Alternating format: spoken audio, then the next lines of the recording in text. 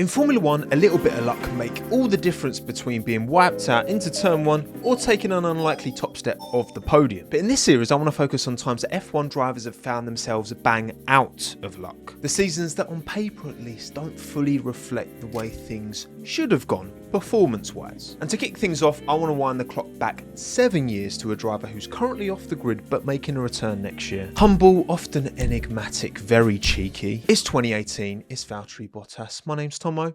Let's talk about it. Right, so on paper at a glance, you can be forgiven for thinking that 2018 was a bit of a stinker for Valtteri Bottas at Mercedes, while his teammate Lewis Hamilton was comfortably securing his 5th F1 World Championship. With 2 races to spare, might I add, Valtteri was lingering all the way back in P5 behind both Ferraris and Max Verstappen. However, if you dig a little deeper, you will see that actually there is more to this season, and actually Valtteri should have finished a lot higher than he did. Opening up on the Pitlane Life Lessons podcast last year, link below to the full thing, I've gone through a phase where I almost quit my career because I was fed up with the F1 world and I thought it was just cruel to me. That was at the end of 18, but I somehow managed to pick myself up and win the first race of 19. Cruel might seem like a strong word, but when we actually look into the details of just how unlucky you got in 2018 and just how often, you'll understand why. Round 3, China.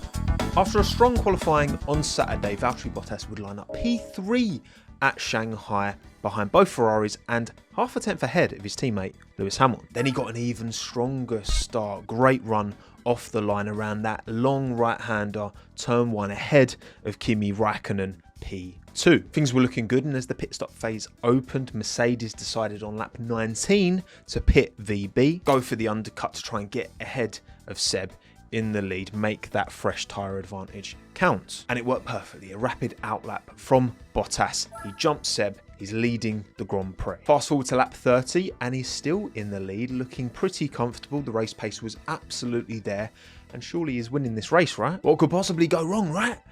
Well, that's where luck comes in, because the Toro Rossos of Pierre Gasly and Brendan Hartley at the time were having their own little ding-dong down at the back of the grid.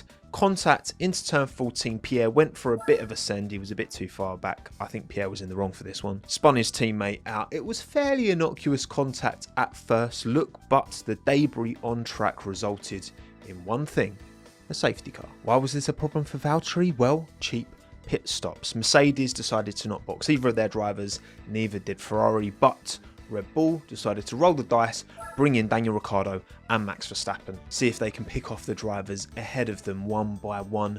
And that's exactly what happened. Although I say that, this was actually a pretty sloppy race from Max's point of view, which is not something you can say very often these days. This was his 4th season in Formula 1, right? Much earlier on in his career, he was ahead of Daniel, had the best chance of winning this race, but got a bit greedy trying to make a move around the outside of Lewis Hamilton. Went off track, lost position to Ricciardo behind him, who became the lead Red Bull attacking. Then when Max tried to put a move on Sebastian Vettel, the famous pirouette in turn 14 of the Ferrari and the Red Bull, wasn't quite Max's day, was it? Daniel, on the other hand, perfectly executed dive bombs galore, some amazing moves, as well as that final move on Valtteri Bottas to take the lead and take the win by about 9 seconds in the end. Again, on paper, doesn't look that close, but without that safety car, Valtteri is almost certainly winning this race. I don't think Bottas could have done any more that weekend.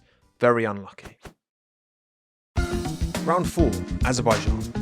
Only one round later and we are on the streets of Baku. Quali went pretty well, lined up P3 in the end. P2 Lewis Hamilton, about a tenth and a half ahead, Sebastian Vettel on pole. Now the start of this race was iconically chaotic, however not much went on with the lads up front, at least not to start with. This race is of course very famous for the inter-team terrorism between Max Verstappen and Daniel Ricciardo that came 2 ahead, didn't it, at the end of the long straight, with Ricciardo into the back of Max. But this was a battle for P4 at the end of the day. The 3 drivers up front, Vettel, Hamilton and Bottas, weren't affected, at least not directly, because the subsequent safety car absolutely did affect them and actually played into Bottas's favour initially, because the timing, it worked a treat for Bottas, who'd stayed long on his first stint, whereas Seb and Lewis had already pitted. So Bottas got a cheap pit stop and came out ahead. Not only that, Valtteri got a fantastic safety car restart. Vettel went herring into turn 1, locked up massively, went on. It was a Mercedes 1-2. It was looking absolute mustard. What could possibly go wrong? And, you know, if he'd got a bit more luck in China, this could be 2 wins in the first 4 rounds of the 2018 season for VB. But again, Lady Luck was not in his favour, because with 3 laps to go, he got a puncture. He run over some debris at the start of the main straight. The camera cuts to him with his rear right gone. See you later. No podium, not even a point on the board. Valtteri retires. Again, fortunate to be in that position because of the timing of the safety car. Absolutely, but to finish the Grand Prix without a single point, not even get that P3 podium, this one is thoroughly unlucky. Right, quick one. If you're enjoying this video and you want to see more, there's 3 things you can do to help me out. First of all, watch till the very end. Watch time is the thing that the YouTube algorithm looks at most of all. Second is drop a like. And third, comment down below. Give me some suggestions for videos that would be good for this series. Drivers with unrepresented unlucky seasons that you want to see that story told. Round 8, France. La Castellane, southern France, would hold round 8 of the 2018 Formula 1 World Championship with a very strong showing from the Mercedes boys in qualifying. 1-2, Lewis ahead of Valtteri by just shy of a tenth. Shame then that Bottas's race was essentially ended on turn 1. After a decent, not amazing start though, Seb got alongside him, Hamilton held position, Vettel was kind of boxed in between the 2 Mercedes, couldn't really go anywhere, but that did mean Valtteri had clean air ahead of him. He could brake late into turn 1. Seb, getting almost too good a start, as he put it, afterwards locks up his front left and careers into the back of Bottas, ending his race, well, not ending his race, puncturing his tyre, chucking him all the way down to the back of the grid. Over the course of the Grand Prix, Valtteri was able to recover, but only to P7 in the end, where he was looking for an odds-on podium at a very minimum, and Vettel put his hands up at the end. He called it my mistake. Honestly, not much more to say on this. He's caught up in some turn 1 shenanigans, a driver locking a wheel and hitting him who's taken full responsibility. That's straight up unlucky, isn't it? Round 9, Austria. Pole position was the order of the day for Valtteri Bottas, just 1 round later in Spielberg. 19 thousandths clear of Lewis Hamilton. This was one of those weekends where he looked every bit as good as the Brit, until turn 1 anyway. A not so great start from Valtteri, a superb start from his countryman Kimi Räikkönen behind, put himself in between Lewis and VB into turn 1. Bottas on the outside misses out. He ends up P4 going up that uphill back straight. However, he did not lose his head. He got great drive out of turn 3 and was able to recover not only back to P3 but to P2 and get it back behind Lewis. Yes, he's net lost a position off of the start, but he still recovered very well. Damage limited successfully until lap 14, where the car slowed down to a crawl because, well, he said it himself on the radio, my gearbox is gone. Not ideal. And even, you know, round 9 in a 21 race season, even this early on in the season, David Croft on the comms, when is this guy going to catch a break in 2018? Well, fella, this video is far from finished, so not anytime soon, I'm afraid. It's a mechanical retirement, completely out of his control, thoroughly unlucky.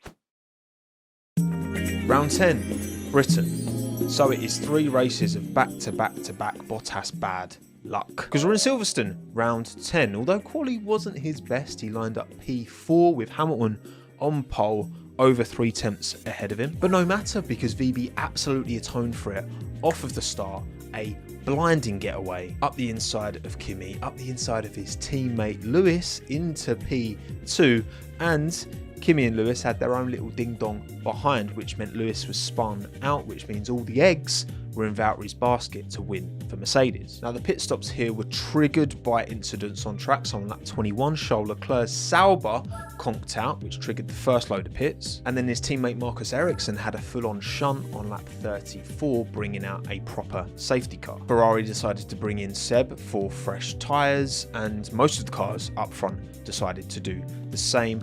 But Mercedes decided to keep Valtteri Bottas out, keep track position, get P1, but on old hards. Lap 37 saw Valtteri restart the Grand Prix with Seb in close proximity, but Bottas kept him at bay for 10 laps at least. Because come lap 47, with just 5 laps to go, Vettel chucked a wonderful dive bomb up the inside into Brooklands, turn 6. Job done. And from there, Valtteri just plummeted.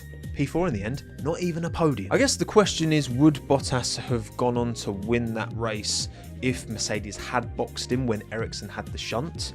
Like, probably not, because he wouldn't have got track position over Vettel. He probably would have finished on the podium though, at a bare minimum. However, it's also fair to say that Lewis also wasn't boxed after the Ericsson safety car, and he managed to finish P2 in the end. So, is it unlucky? Maybe, but not too crazy actually. Round 11, Germany. That's right. 4 races in a row of usually quite bad luck, sometimes quite contentious bad luck. We go again. Now, Hockenheim 2018 is a very famous race, and before we get into the details of why, I think we need to briefly reflect on what the championship looked like at this time, because that plays into this, right? So post Britain, post round 10, Vettel is leading the championship, 171 points to Hamilton's 163. And the next closest is Kimi Raikkonen with 116. So it is absolutely a 2-horse race. Therefore, by this race, round 11 of 21, of course, Mercedes are going to prioritise Lewis. Of course, Bottas is going to have to play the wingman, right? And I think that's fair enough, although can I absolutely understand why all of his instances of terrible luck for Bottas might feel a bit like aggrieved. You know, support his teammate if need be from, you know, not even the midpoint of the season. I get it, especially as then you get on to qualifying, and Lewis had an absolute stinker, didn't he? In Q1, he was having some messy push laps and seemed to do damage to his car, to his hydraulics, which meant he couldn't even participate in Q2 and would have to qualify P14. Valtteri Bottas, on the other hand, managed to split the 2 Ferraris, Vettel put in an unreal lap to take pole position, but Bottas was ahead of Raikkonen. Fortunately for him, no dramas on lap 1 for VB, held on to P2 very nicely. Lewis made up 1 position on Sorokin, but was still down in P13. However, as this first stint played out, Lewis decided to go long. Bottas pitted on lap 29, Hamilton did not, and that put Lewis ahead. He had track position on his teammate, but a much older tyre. And by lap 42 of 67, Bottas was right on Lewis's gearbox, was desperate to get a move done, couldn't quite get it done, and the team hadn't intervened by this point. They were prepared to allow Bottas to race Lewis, although they didn't let it go on for too long, because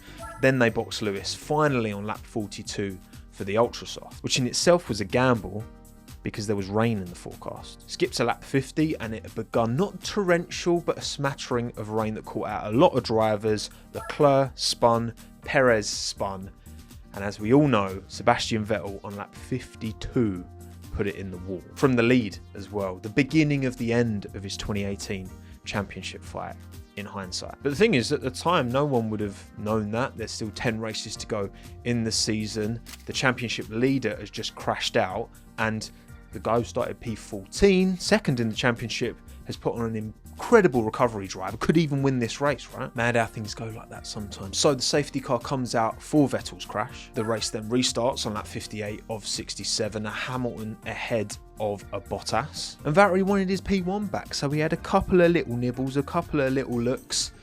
And then James Vowles comes on the radio and says, "Valtteri, it's James, please hold position. I'm sorry." And in response from VB, copy James. A P14 to P1 victory for Lewis Hamilton, a huge championship swing in his favour, a P2 for Valtteri Bottas. Question is, would Valtteri have got the move done without those team orders? Impossible to say. I'm not sure if he would have. It is completely understandable why Mercedes team ordered this one, because they saw a massive point swing with Vettel crashing and they wanted to absolutely capitalise with Lewis. You got to remember, it's 7 points between P1 and P2. But it's also a shame we didn't get to see that. Kind of unlucky, I guess, that VB finished where he did, didn't win that race. I get it. Round 16, Russia. Now, Sochi was always a very happy hunting ground for Valtteri Bottas, and the 2018 rendition was no different. Pole position over Lewis Hamilton by a 10th and a half. He pulled together a hell of a lap when he needed to. But the thing is, the championship was still far from won by this point. Going into this Grand Prix, Lewis was on 281 points, Seb on 241. Valtteri's 171 was nowhere near close enough. So prior to Russia, he would have known that if you're close on track, it's always going to be advantage Lewis for the championship. And again, that's fair enough. But I'll tell you what, come Sunday, Bottas did a superb job holding on to P1. It's one of those tracks, Sochi, kind of like Mexico. If you're on pole, it's not really an advantage, it's a bit of a disadvantage. However, he did so well that he held on to the lead. Lewis just about held on to P2 over Seb as well. In the pit stops, Mercedes had a bit of a scare. Vettel pitted earlier than Hamilton, managed to get the undercut on Lewis, but Hamilton was quite quickly able to retake that position from Vettel and move back into P2. And then once the gaps had kind of opened up and there was, a reasonable gap between Lewis and Seb, the call came. On lap 25 of 53, so you need to let Lewis by into turn 13 this lap. Valtteri obliged, and the pair both stood on the top station of the podium. Station? Definitely meant to say step. Cruised to a 1-2. Comfortable in the end. Lewis takes the 25 points though, and Valtteri takes the 18 for P2, even though Bottas was the guy who should have won this weekend. A merited win that he didn't get. Of course, that is very unlucky. To finish the season, 2 points behind Max Verstappen in P4 and 4 points behind Kimi Räikkönen in P3. It's so unlucky, like an unlucky score out of 10. It feels pretty egregious, especially the position. To do all that and finish P5, I'm going to give this a 9 out of 10. I think this is as unlucky pretty much as it gets. No wonder he called it cruel and almost threw in the towel, though at least he redeemed himself in Australia 2019, taking that win. Come on Cadillac, give him a good car in 2026. We all want to see it. Thank you for watching to the end. I really do appreciate it. Make sure you like and don't forget to comment your thoughts, suggestions, feelings, whatever down below. My name's Tomo. Thanks again. Have a good one. Ta-da.